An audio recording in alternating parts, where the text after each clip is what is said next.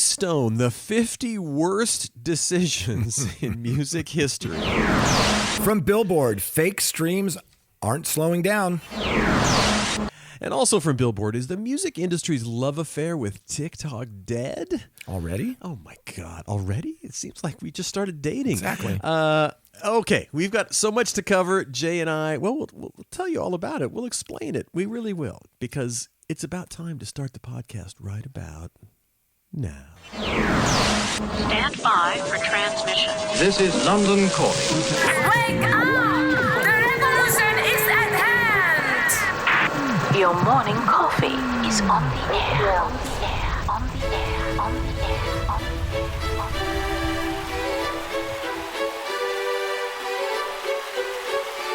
Standing by.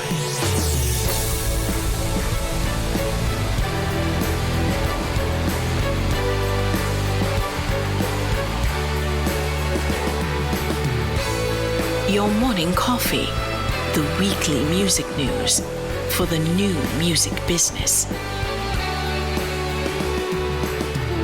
It's the highly curated, agitated, advocated, moderated, and liberated digital music information that you need to know. We are your digital music authority. And now from our studios in Hollywood, California, here's your hosts, Jay Gilbert and Mike Etchart.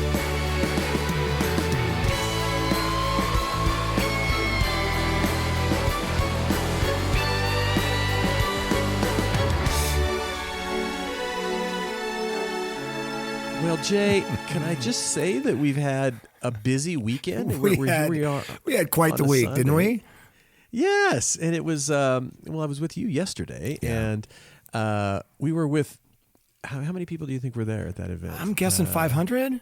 500 of our closest friends in the music industry yesterday. Yeah. It was just a fantastic, fantastic day yesterday, Saturday for us, at the Variety crazy, awesome event. I mean, we just had so much fun. Yeah. And gosh, I don't know what to say other than it was just an absolutely fantastic weekend. We will dig in because I know we want to talk about that. But before we do, just really quickly, how about that intro from the Colorado State University Music Business Program? That intro to our lovely podcast. That was such an amazing day. Well, and I was not there, but you texted it to me. I'm like, what is this? This is awesome. And I should explain, right? Yeah, you should explain. Yeah, this last Thursday, I had a great day with the Colorado State University Music Business Program and Eric Griffin. There were 2 classes that I spoke at. In the morning, there was a smaller one, and then in the afternoon, a larger one. I was walking into the lecture hall, and I could hear Eric count down 3, 2, 1. And then, the students gave us the intro that you heard at the beginning of this podcast. It was very special. It was very cool. And I might have gotten a little choked up. So thank you so much to Eric and those great students. Oh, totally. Well, and didn't you tell me that as part of their assignments that they asked them to listen to our podcast, which is so charming and so delightful. And oh my goodness, that's one of our coolest intros amongst a lot of cool intros. It sure is. And special shout out to Eric and his wonderful students at Colorado State for making me feel so welcome. And they had such intelligent questions, and we just had a really good conversation there. And listen, I asked them if they ever want to reach out to you or me. We're always here for them. That's right. But don't listen to us because we don't know what we're talking about. Well, there's that. There's that. And that was like 200 strong, right? I'm guessing. I was just looking out. I don't want to be one of those guys that makes his crowd size larger than it is. But I think it was a couple hundred people. It looked like maybe a little less, but it sure sounded like 500 people when they shouted. But it was very cool. On the way back, I listened to the Bono autobiography. Now, I'd already read it, and I rarely read a book twice. But over the last week or so, I listened to the audiobook because it's different than any other audiobook in that each kind of chapter is based on a song. The name of the book is Surrender, 40 Songs, One Story. And at the beginning of each chapter, he plays those songs stripped down, like acoustically. And it's just beautiful. And you've been reading the book. What are your thoughts so far? No, I haven't started it yet. Oh, I thought you did. No, I haven't started. I have seen, I went back onto YouTube and saw a bunch of his interviews that he's been doing for the performance and the tour that he did and the book, of course. But no, I haven't actually started it. But I'm going on holiday next week. And that's going to be my prime reading on the airplane. Well, I know you read one section because there was one part of it that you and I talked about that was sort of emotional and very powerful. Why don't you jump into that? Because I thought that was really cool. Yeah, so he started talking about, this was a tour, I think, in the early 2000s, and he said, upon arrival at this city, we discovered that they'd received some death threats. And he said, maybe not just from pranksters, that if we performed Pride in the show, I would not make it to the end of the song. Ooh, he said, I had pretended I was not bothered by the intel, and I trusted our security team, that they'd be extra diligent and would put in additional measures. The venue was swept for firearms and explosives, and we made a decision to go ahead as planned. If we started the song Pride defiantly, by the third verse, I was losing some of my nerve, or at least losing concentration. It wasn't just melodrama when I closed my eyes and sort of half kneeled to disguise the fact that I was fearful to sing the rest of the words. Which, of course, are shots ring out in the Memphis sky, free at last. They took your life. They could not take your pride. Ooh. He said, I might have missed the Messiah complex at work in my own anxiety, but it was only when I opened my eyes that I realized I couldn't see the crowd. Adam Clayton was blocking the view, standing right in front of me. He'd stood in front of me for the length of the verse. I got goosebumps when I read that. Yeah, that was so cool. Wow, so cool. So we'll talk about it once you read it. Yeah, once I read it. Yeah, I can hardly wait to finish it. But I do encourage people to read this book, but the audiobook is special because just like other books like this where the author reads their own book, he is a poet, and he's so good with painting those visual pictures in your head. So highly recommend Bono's new book. Yes, absolutely. So, and then the event that you and I went to yesterday was the Variety Hitmakers Brunch. And our good friend Shirley Halperin invited us, and we are so thankful. We got to meet her husband Tom as well while we were there. Great guy. A little shop with him. Great guy. Yeah. But and it's worth sort of, we've talked about this a number of times on the show about Variety's coverage of the industry has just, over the last few years has really gotten unbelievably fantastic. And yeah. That team over there, we talk about Jim Oswald and Shirley all the time, and we don't miss any of their coverage. And you got to make sure that you pick up the latest issue of Variety. It's their Hitmakers 2022 issue. It's got Elton John and Dua Lipa on the cover.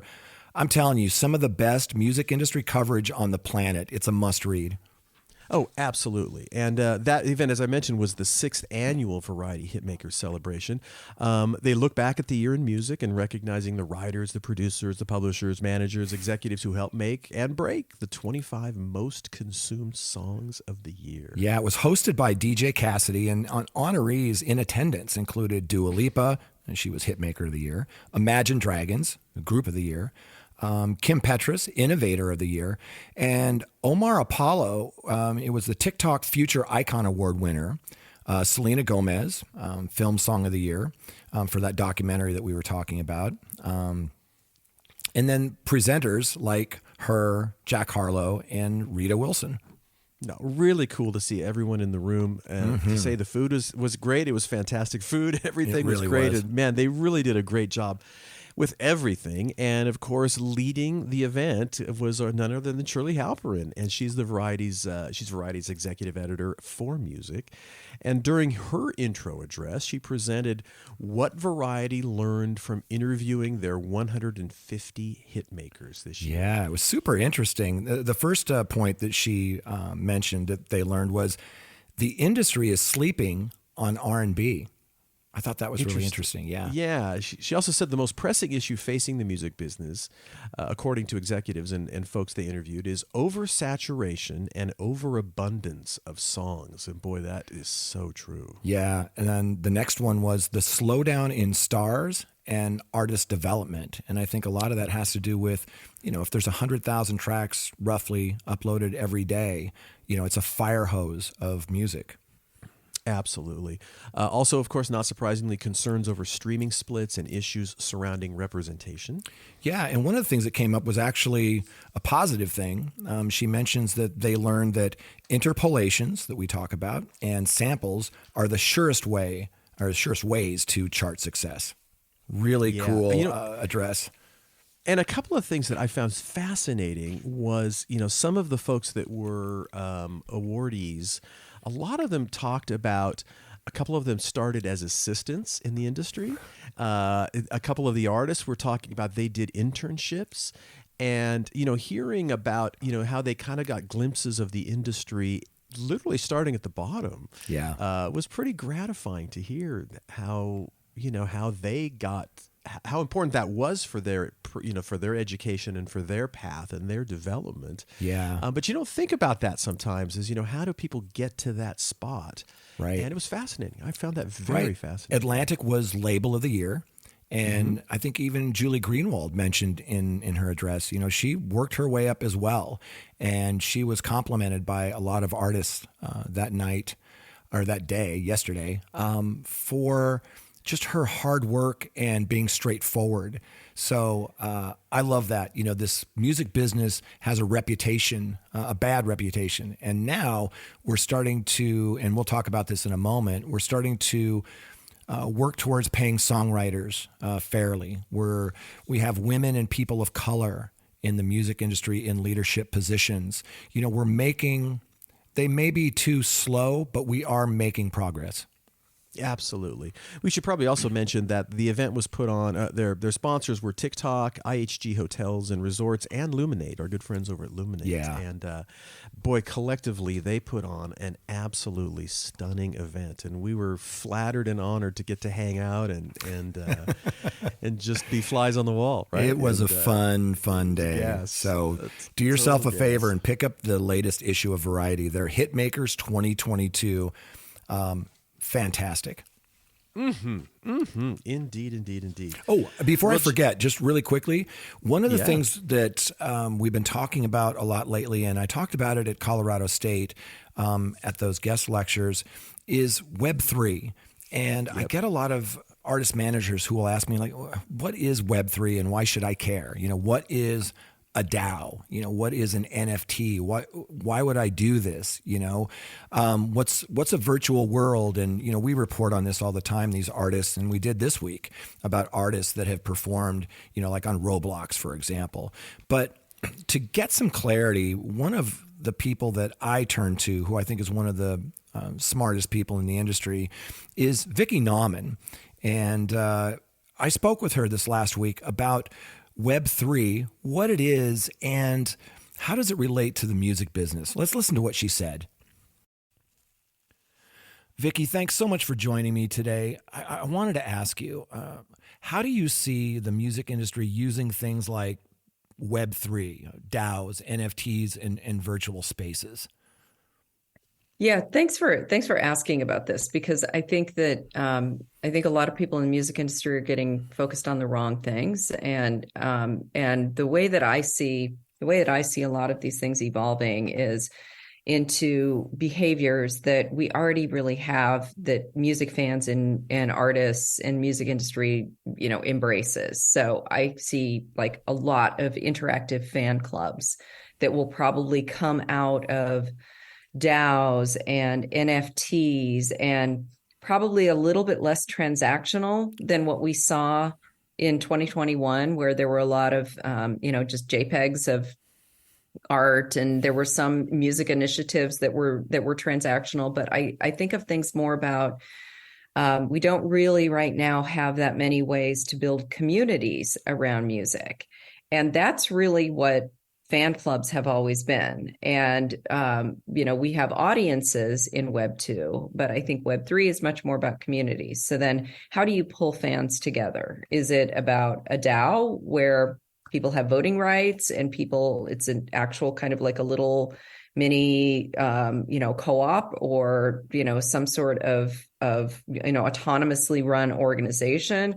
Or is it more of, an NFT where there's a limited edition of tokens that can be sold, and then fans can be a part of a club that may have benefits around ticketing or artist relations or other kinds of goods and services? But I think a lot of these things are going to evolve into ways to bring fans and artists closer together. Common sense. Yes.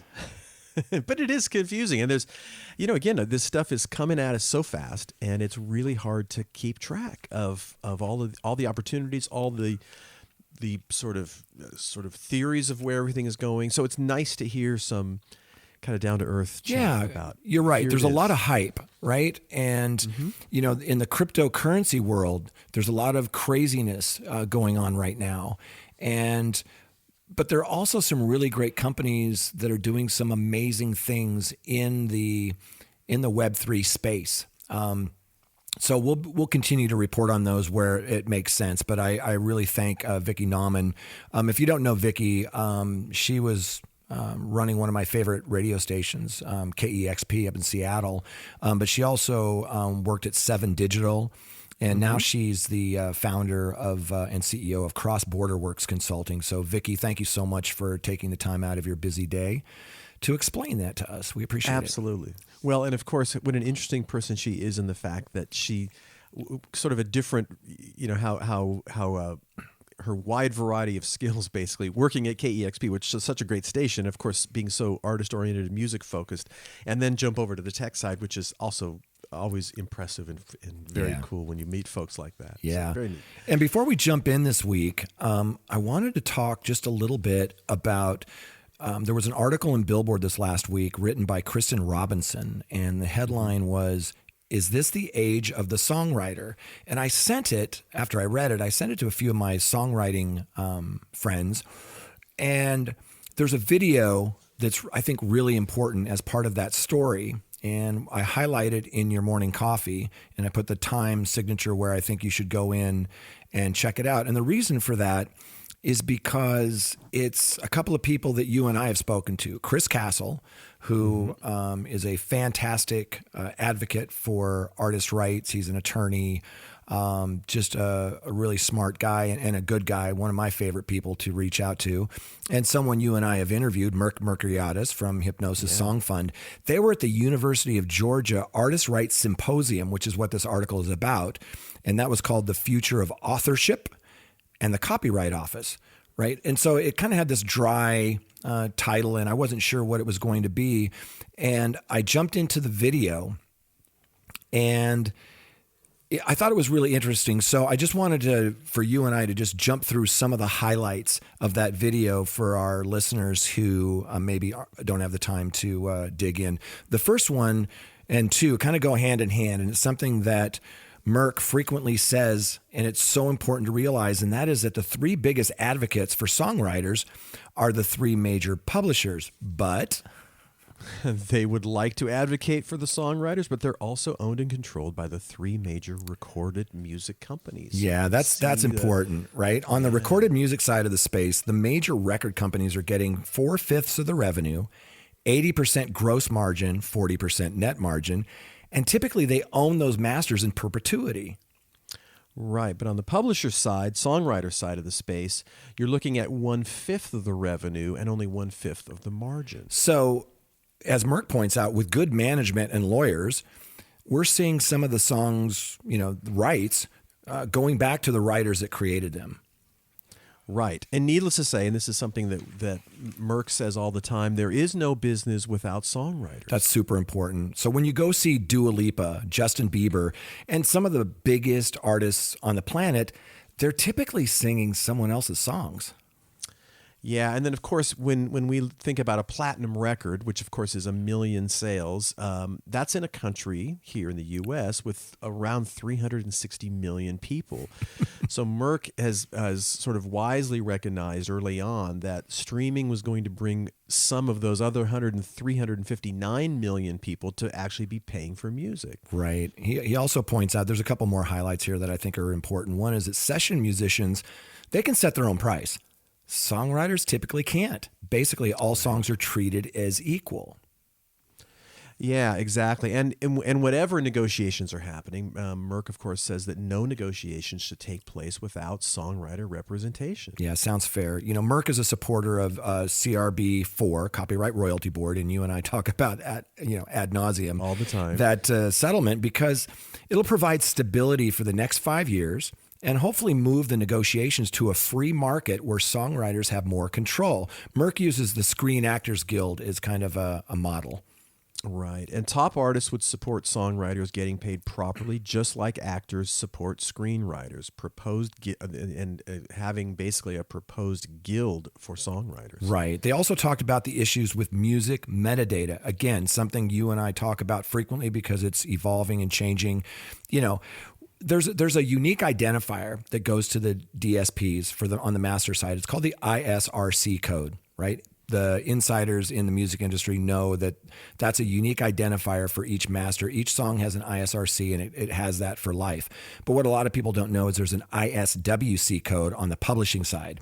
So DSPs send data to the PROs, like ASCAP and BMI, CSAC. And this is after the fact. They send that data to the PROs and they match the publisher and songwriters with their databases. The problem with that, as Merck points out, Amy Thompson has been screaming this from the rooftops for a long time, is that over 30% winds up in the black box, meaning it's not matched. So it's ultimately, dispersed by market share. The argument is that the ISWC, including that publishing code, would slow down the process. Right. So they say songwriters' statements are large and complicated, very difficult to audit unless you're one of the top money makers. Right. It could be expensive to do that. And the last point, just really quickly, is Chris Castle quotes Guy Forsyth. That's really easy for you to say.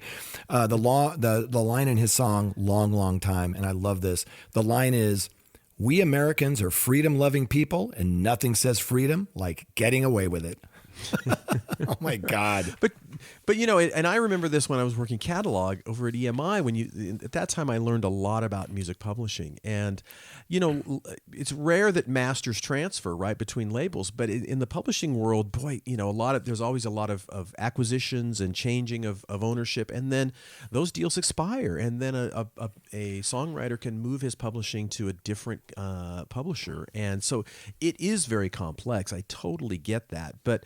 You know what? We live in an age of data. It can't be that hard, and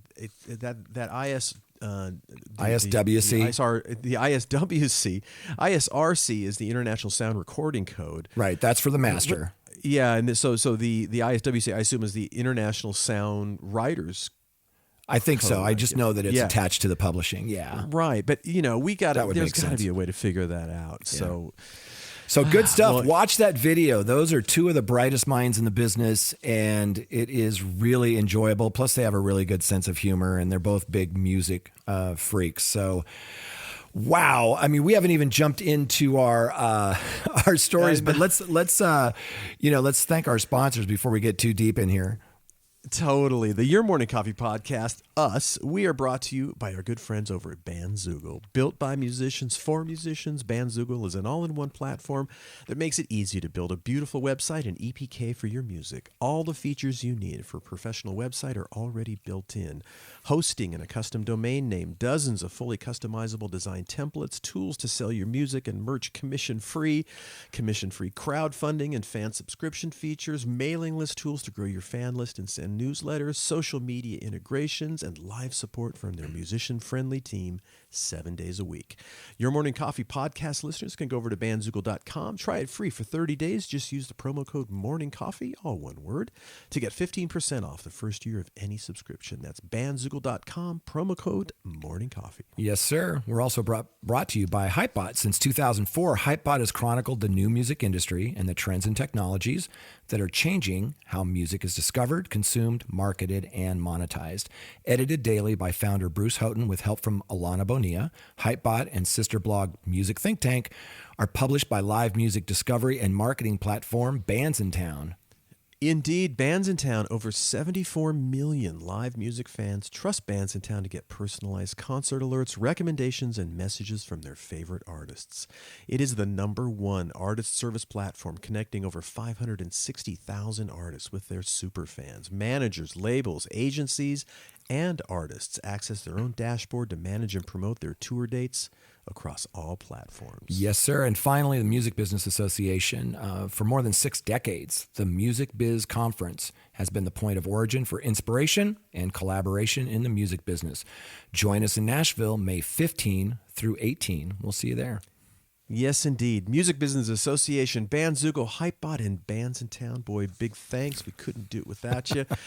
And boy, Jay and I had a great time yesterday. And that Jay guy, in case you don't know, he is a music industry consultant. He's the curator of the weekly Your Morning Coffee newsletter and a former executive with Universal Music, Sony Music, Warner Music Groups, Fox Home Entertainment.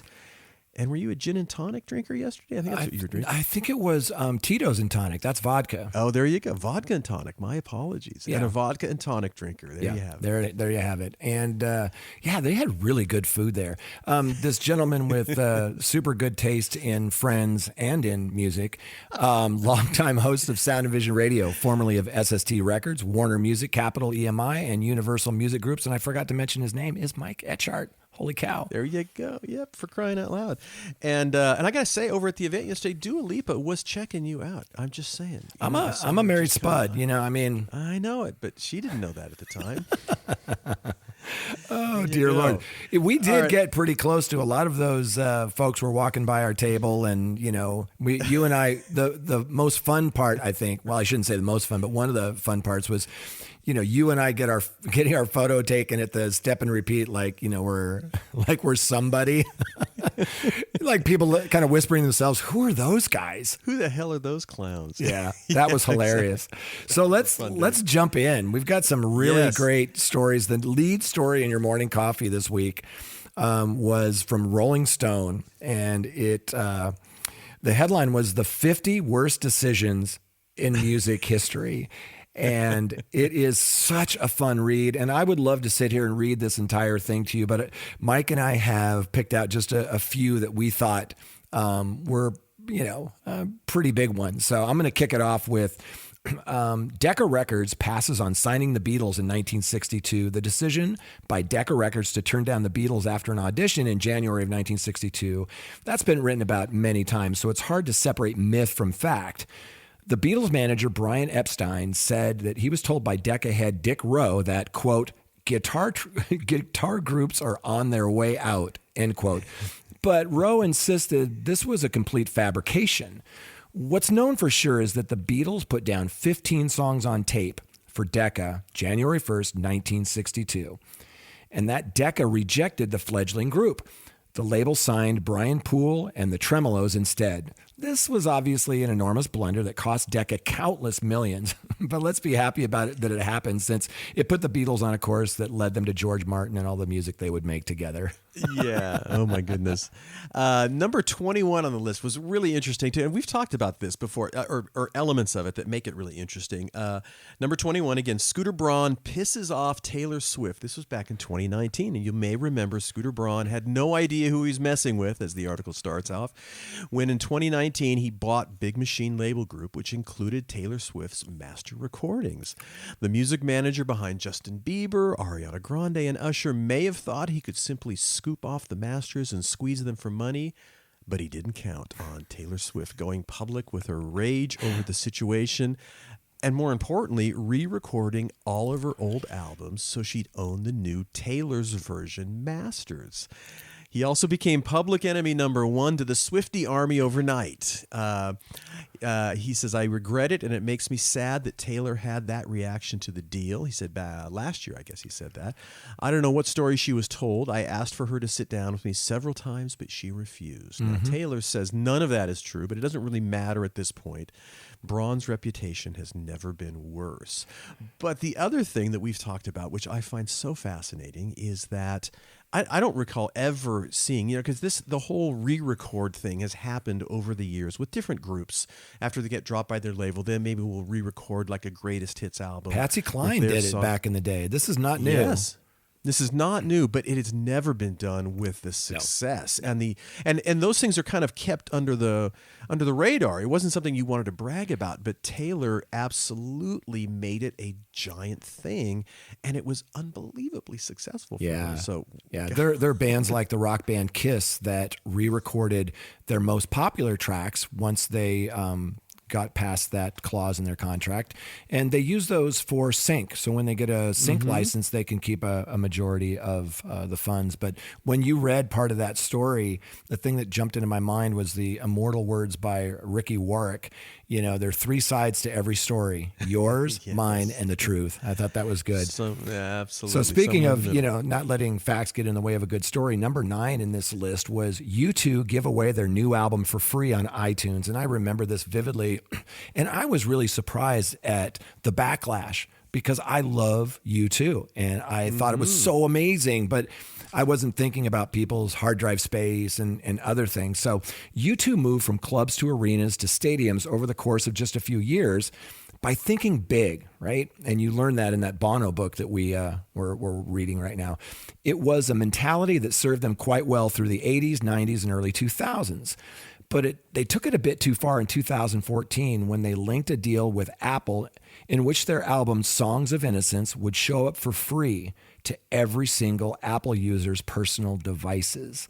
We're talking about a non-insignificant percent of planet Earth here, and it was quickly revealed that not everyone who owned a phone was by definition a U2 fan. So the backlash was swift and brutal, especially since Songs of Innocence wasn't exactly another Joshua Tree or Octone Baby. In terms of quality, okay. But before long, Apple was forced to create a tool that allowed users to delete the record with a single click. They even set up a support website to guide users through the process. Quote, I thought if we just put our music within reach of people, they might choose to reach out towards it, Bono said later. Not quite. Number 25 on the list that kind of caught my eye was this happened in 1996. Warner Brothers Records gives REM an $80 million contract extension right before their career starts to crater. Now, crater is a little strong of a word, I think. I do too. But they said so. Remember they did a deal. Was it in the very late '80s or early '90s with it was the late '80s, I think, where they signed REM's deal with IRS ran out and they signed with Warner Brothers Records. So this was an extension to that deal, as it says. In '96 they were coming off an unbelievably successful run of albums, and this was the pinnacle of big money deals for icons like Janet Jackson and Metallica, and labels were swimming in profits thanks to $20 compact discs. But what Warner's didn't know was that founding drummer Bill Berry was about to leave the band. He didn't know that their 1998 LP Up would be a kind of a commercial dud and that the next albums would fare even worse. They didn't know that Napster was going to hit within a few years and destroy their CD-based business model. So they thought that 1996 was going to last forever, but in the end, it cost them a fortune. So by now, 25 years later, this is supposedly still regarded by many as the worst record deal of all time. Ouch. My next one is one of my favorite ones. It's number 16 on the list. Metallica takes on own fans over Napster. So this is in 2000. Metallica weren't wrong to see Napster as an existential threat to the record industry as it had existed up until that point. They weren't wrong to be horrified that their 2000 song I Disappear leaked onto the file sharing platform before they were ready to release it, right? So they weren't wrong to be upset that fans were sharing their entire catalog for free. They weren't even wrong to sue Napster. But in the eyes of many fans, they crossed a huge line when they delivered the names of over 30,000 Metallica fans to Napster and asked them to be banned by the service. The backlash was almost universal, and it dogged them for years. Quote, maybe not the smartest PR move of all time, but at least we won the argument, end quote. Metallica drummer Lars Ulrich said years later. Quote, listen, as they say, that and a quarter will get me on the bus, but it seemed like a really good idea at the time, end quote. It was a horrible, horrible move. Yeah, gosh, I remember that. That was just, it was in the news. It was bad. That was bad. Number 35 on the list is this is back in 1991, Jane's Addiction breakup at the dawn of alt-rock revolution that they helped inspire. I remember working with them when I was at Warner Brothers Records at the time. They were a bit of a mess, to say the least. This article goes on to point at the height of the hair metal movement. Of course, Jane's Addiction rose out of the LA club scene, and their success allowed groups like Nirvana, Pearl Jam, Soundgarden to emerge onto the national scene. And they started the original Lollapalooza, of course, to give these bands an even bigger platform. But after recording just 2 proper albums, right at the moment that alt-rock started making real money, the group called it quits. So Perry Farrell, he's basically said to Rolling Stone this year, I was thinking about why exactly I would do something like that. He said, looking back on it now, seems like one of the dumber moves I've ever made in my life. We were on top of the world. Yeah. The band reunited back in 97, of course, but they never regained the momentum they'd lost from the original split. And they had tremendous momentum. But yeah, and they were knuckleheads at the time. I mean, I remember, it was a shame. His honesty is refreshing. I'll give him that. Absolutely. My last one in this list is number 22, and there's several of these types of situations in this list where a band will part ways with a member. But this one I thought was so surprising. It's Motley Crue fire Vince Neil and make an industrial album. So this is in 1994. The dawn of alternative rock revolution in the early 90s was essentially a death sentence for most of the hair metal bands of the 80s, but there might have been a scenario in which Motley Crue could have survived. They were the biggest band from the scene. Nikki Sixx, who was and technically still is a very gifted songwriter, and their 1989 album, Dr. Feelgood, was their most popular release to date. If they'd stuck together, worked hard, and built on that momentum of Dr. Feelgood, hanging in there alongside Nirvana wouldn't have been unthinkable. Instead, they fired frontman Vince Neil, hired journeyman singer John Corabi to replace him, and decided to make an alt-rock album. This process ate up a very long 5 years. And by the time they reemerged with the self-titled album in 1994, well, grunge was already on the way out, and it seemed like visitors from another eon in their tour to support the album played across oceans of empty seats. They reunited with Vince Neil 3 years later and attempted to plow forward, but by then the number of people who didn't really care had ballooned even more. Well, it's bands are like families and marriage, right? Sometimes you just get so fed up. And then the last one I'm going to talk about is number 38, sort of a similar situation. Roger Waters dares Pink Floyd to do it without him. This is back in 1985. Hard to believe that's when the split happened. But when he parted ways with the band in 1985, he thought he was dooming the band forever because he was the primary songwriter and creative force in the band. He figured the band would simply fold up shop and all their fans would follow him into his solo career. But what he didn't realize was that Pink Floyd was a significantly more famous brand than Roger Waters, and that the band's remaining members could continue packing stadiums, even scoring new hit songs with the help of outside writers. When they both hit the road back in 87, Roger Waters faced oceans of empty seats in many markets, while Pink Floyd were playing multiple nights in football stadiums. It drove him absolutely insane. As he said back in the day, if one of us was going to be called Pink Floyd, it's me. That's my pig up there. That's my plane crashing. It's their dry ice. Wow. Which was not untrue, but this is a cautionary tale for any bands that want to split up like that, which is the brand is far, even when you think the lead singer or the main songwriter, that people know that, but most people don't. And an artist manager put it best to me, illustrating this point, in that if the Rolling Stones play in Tokyo, they play the Tokyo Dome. If Mick Jagger plays a solo show, he's playing a large club. Right. Same with a lot of these acts. So, and they have Comfortably Numb, which, it's one of those songs that it's just so iconic, and people want that sound and that guitar and that voice.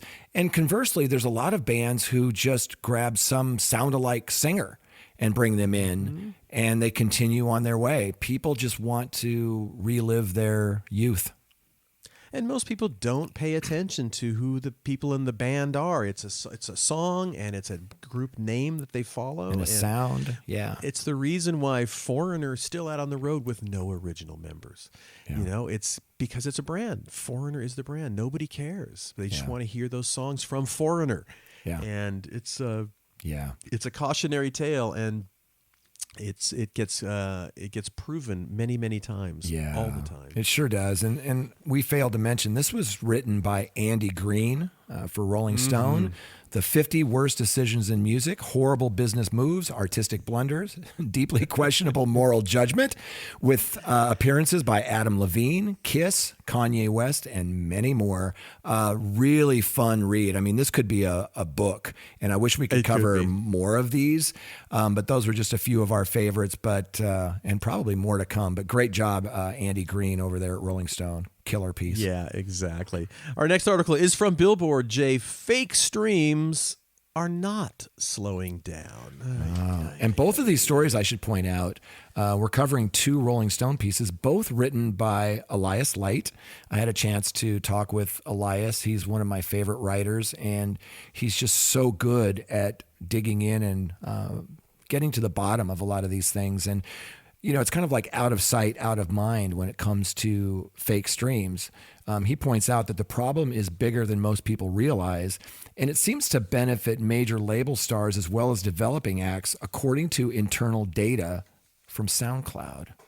Right. At least since this summer, however, SoundCloud has detected evidence of fraudulent streams or manipulation on multiple releases, but this is interesting, from both notable independent acts and major label artists, including hitmakers with track records of successful singles, according to two sources familiar with the company's operation who spoke on the condition of anonymity. Yeah. So, when we started talking about this, and this has been a constant topic of debate with us, or a topic of conversation. Sure. It was typically, smaller bands that were out there kind of playing in this field of fake streams. But now it seems to be even established acts, which is pretty shocking. Yeah, it's a big problem. And listeners of Your Morning Coffee might remember that last summer I had a conversation with Jen Massé over at Spotify about this problem and what can be done to combat it. Let's listen in. This is what Jen Massé said back in June about fake streams, bots, and spin farms. Jen, thanks so much for taking a few minutes out of your busy day to talk with me. When I read stories about people trying to game the system when it comes to streaming music, I often see terms like bots and spin farms. What exactly are bots and spin farms? All right. So first off, you have the term bot, which can have numerous definitions. But here at Spotify, we think of artificial streams, which are those typically associated with bots, as those that don't represent genuine listener intent. And a spin farm, on the other hand, is likely a series of devices that are set up to generate streams automatically on particular pieces of content. So how big a problem are artificial streams today? Well, stream manipulation is an industry-wide issue. It's not just at Spotify, sadly, but also it's industry-wide. And Spotify takes it very seriously. So while the percentage of potentially impacted streams overall is extremely small, that doesn't mean we're okay with it. In fact, we're developing technologies and processes and policies that protect the integrity of the Spotify platform. And that's an area of absolute top priority for us.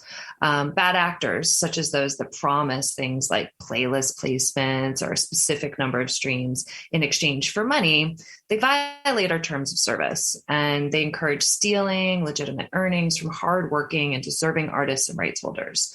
We take that very seriously, as it keeps us from our company mission of 1 million artists living off their art and giving billions of fans the opportunity to enjoy and be inspired by it. taken legal action against bad actors, and helped take down artificial streaming companies in markets around the world. Engaging in any way with artificial streams can result in the withholding of manipulated streams from streaming numbers, can withhold royalties, and where necessary, we can remove the tracks from our service. So it ultimately hurts an artist's long-term prospects. Spotify reports the number of artificial streams to our partners on a monthly basis, and we believe that artificial streams are decreasing on a monthly basis, and the number of pieces of legitimate content delivered are increasing. So what can be done about this problem besides what you just kind of outlined? What are some things that can be done at the DSP level, but also for artists, managers, labels, distributors? That's a great question. Yeah. So on the Spotify side, we're working to stamp out any artificial streaming activity across our service. We have a robust fraud detection team who use best-in-class anomaly detection capabilities and the expertise gained during years of studying abnormal streaming behavior to proactively detect abuse and quickly mitigate the impact of the activity. Again, while we can't prevent the abuse from happening, the listeners and artists who use our platform should feel secure that we have technology and a team of experts committed to fighting this issue. Spotify also engages in a range of direct and indirect mitigations in response to fraudulent activity to protect the integrity of our charts. Those can include removing artificial users or albums from our platform, to more indirect measures of zeroing out streams from royalty, chart, or metric considerations. This means that even when an artificial stream occurs, it's not necessarily counted towards charts, royalties, or other metrics. On the artist managers, labels, and distributors side, education is extremely important, and it's one of the reasons I wanted to speak with you about it today. We have educational articles and videos on Spotify for Artists, which are like extremely thorough. We've researched them, we've interviewed tons of people, and put those together through our preferred provider program. We ask that any distributor who wants to be listed as preferred on our website also is sure to educate their community of distributed artists and labels on this issue, because we want anyone to understand about the types of promotions they should really steer clear of. Thank you so much for taking the time to help us understand this problem, Jen. We really appreciate it. My pleasure. Thanks for having me, Jay. There it is. Right, exactly. And so, and yet here we are continuing to talking about it. And yeah, it's really surprising. But this kind of reminds me of back in when was that, in the 90s, I guess, with the whole thing with independent promotion and basically paying all these independent promoters to get your songs on the radio, and people doing it because everybody else was doing it. And so we kind of find ourselves in that situation again, where you've got these established acts and other established acts are doing it. So everyone kind of feels like they need to do the same thing to stay in the game. Yeah. And it's not just streams. We're finding a lot of artists, more on the developing side and middle-class artists, are doing things like buying likes and follows and trying to boost their social footprint. Unfortunately for them, it's pretty easy to look at data platforms and determine when people don't have engagement that matches with their increased follower counts and likes and things like that.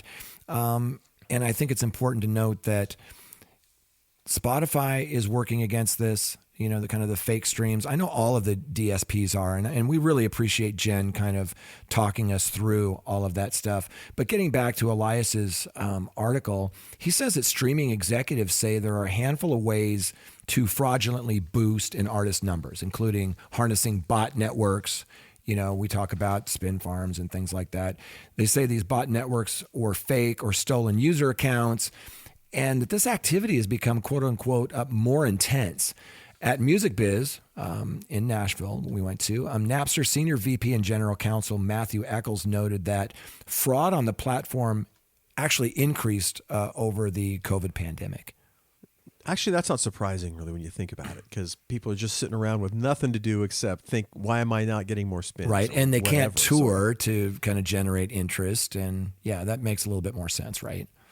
Right, exactly. So, and then we've got, people talking about Someone was one of the executives was mentioning that the volume of daily streams on Deezer, 7% of those daily streams are now detected as fraudulent. That is shocking high number. Yeah, that is really high. And they talked about, what was it? The ad-supported Spotify at one point in 2020, they said that it was nearly 10%. According to one executive. So these are not insignificant numbers, and it's still a major problem. I think the problem, part of it, and then we can move on, is some of the same things that's a problem on the ticket side too, and that is people incorporating these bots that can, buy up tickets that they can then resell on the secondary market. And when it comes to fake streams, they use these little pieces of software to boost the numbers. And it helps the artists if they want to say, look, we deserve to be in this festival, or we deserve this, whatever it is, because we have these big numbers, but they're not real. And I always tell developing artists and middle class artists, you only want real spins, follows, likes. I would rather have a lot less of those that are real than some of these fake ones. Right. And the article ends with an executive saying that worried that the music industry could enter a phase like professional cycling decades ago, when cyclists felt compelled to dope just to compete at a high level. It is key, this person stressed, to avoid a situation where that happens in music. Yeah. And but like you've mentioned a number of times, the last thing you want to do is get busted for that, because then you're off the service. They'll pull you off. And it's hard to get back on. Yeah. So really interesting article. And that's, again, from Elias Light over at Billboard, and doing some good work. And he's got the next story as well. Yeah. Is the music industry's love affair with TikTok dead? Great headline. Come on. Elias, was that a little bit of clickbait there? Just maybe a little bit. He says that marketers used to leveraging promotional tools are finding it increasingly tough to impact the popular app. And that is 100% accurate. I've heard this from so many people that it's just getting tougher and tougher to move the needle because people have seen success with TikTok. But as we dig into this article, it's a little bit more nuanced than that. Yeah, it kind of starts by saying there's been a noticeable shift in the way the music business talks about TikTok. One major label executive with experience running campaigns on the platform recently mused to colleagues that he thought it was dead for breaking new songs. Another calls it not workable. Does TikTok break hits now? Asks an A&R executive. There's a bunch of stuff going off there that's not even a hit. We're running on the inertia of what it was. Right. I love the quote from Max Bernstein. He said, TikTok is eating itself. Max Bernstein founded the marketing agency Muser. He said, it still drives consumption if you get it right, but it's much harder to maneuver now. Trends are siloed when they used to be community-wide. And influencer media is becoming prohibitively expensive. And I'm hearing that from a lot of people, that if you want to hire influencers that can move the needle on TikTok, their market value has gone up so high that a lot of people say they're out of reach. It says a number of A&R and marketing executives feel similarly, and that they are trying to adjust strategies when it comes to signing artists and allocating marketing dollars. It's the music business's version of algorithmic anxiety. Yeah. An industry accustomed to figuring out how to leverage promotional tools to favor its artists is learning that TikTok is increasingly tough to control. Yes, but not everybody agrees with this. And he points out the co-founder of the label Black 17 Media, Tyler Blatchley, said that he's had success with TikTok and calls the idea that the platform is not workable. He says that's absurd. The app's users help singles like Sam Smith and Kim Petras' Unholy. Hey, we saw Kim Petras yesterday. Saw that song soar on streaming services. At this point, it's hard to think of a recent hit that wasn't aided and abetted by TikTok. Right. And a hip-hop executive said people are frustrated, though, because they can't finesse the system so easily anymore. And that makes a lot of sense, actually. It says this frustration relates to larger anxieties in the music industry. Managers, A&R executives, and marketing folks say it's harder than ever to command listener attention, and they believe TikTok's position as the preeminent music discovery platform is partially to blame. If we're asking how do people find new great artists that they're going to fall in love with, hearing a 9-second snippet of a song is probably not the answer that any one of us would give, said Justin Lehman, who's the founder of Mischief Management. Yeah, but still, TikTok is where the people are spending their time, more than 90 minutes a day, according to data analytics company Sensor Tower. Nearly twice as much as they spend on Instagram. The music industry has no choice but to try to reach those potential listeners. It's just getting harder and harder to do that. Right. There are a lot of songs that pop quickly on TikTok, but it doesn't have the same effect, says Talia Elitzer, who's the co-founder of the indie label and management company God Mode. It's not the golden era of TikTok by any means. Yeah. Confirms another veteran digital marketer. Things aren't performing the way they used to. Yeah, there's two sides to this coin, right? Labels may be shifting their signing strategies around TikTok as well, whereas record companies have been signing acts for a single viral moment, hoping for quick returns on their investment. A bevy of one-hit wonders has caused some of these guys to contemplate changing course. I've heard of a lot more A&Rs that I've been speaking with that go back to signing artists based on musicality, which is exciting, says Tom Collins, co-founder of Creed Media. Wow, Jace, you mean signing people based on their actual talent? That's working? It's strange. Well, remember, I moderated a panel a couple of months ago at Music Tectonics on A&R and data. And one of the things that really surprised me about that panel was that most of the A&R people that I kind of spoke to when researching this panel, most of them were looking at things like, how are they trending on their socials and their streaming? How are they trending as far as the cap rooms that they're playing? They're looking at like that lineup around the block to see them play. Are they generating a lot of interest? And the last thing I'll say on it is one A&R rep told me he notices that there are a lot of these videos on YouTube where it'll have like millions of views. But what he does is he looks at kind of the ratio of how many comments per view. Yeah. And that when something's really hitting, like Olivia Rodrigo or whatever it is, there are a ton of comments. They are engaged. And when something's not, you might see millions of views, but not a lot of comments. And he says that's a red flag. So anyway, really great piece from another great piece from Elias. Yeah, absolutely. Well, and it's not, again, you think about all of these things as markets mature, no matter what the market is, there's always going to be sort of well, and especially in this market, you've got everybody who's releasing music jumping in and try to manipulate it, trying to work it to their advantage. And whenever that happens, things just get crowded in there. And that's right. And whatever what worked last year is not going to necessarily work this year. Hate to be the bearer of bad news. Yeah, and everybody wants that silver bullet, right?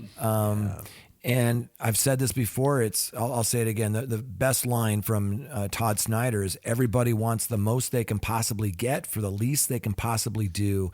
And that's from the song Easy Money. And I think that in this new music business, those that work smarter and not necessarily trying to be lazy and, hit something off of TikTok and get that market share and that one-hit wonder, it takes work and it takes time. Well, and it's, and that's what's hard about marketing music now or developing artists is there's so many avenues with which you need to pay attention to.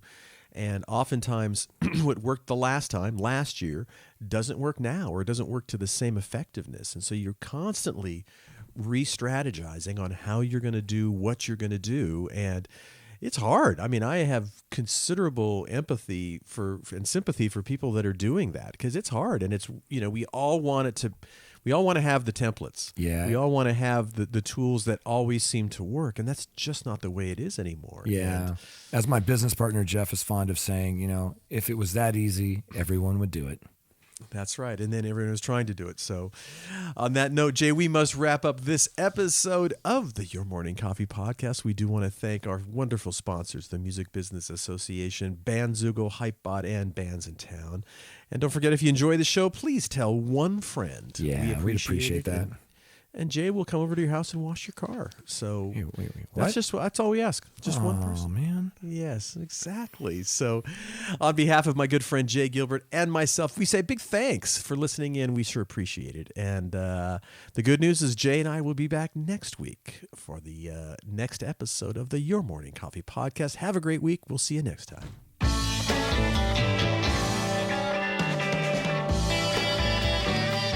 You've been listening to Your Morning Coffee, the weekly music news program for the new music business.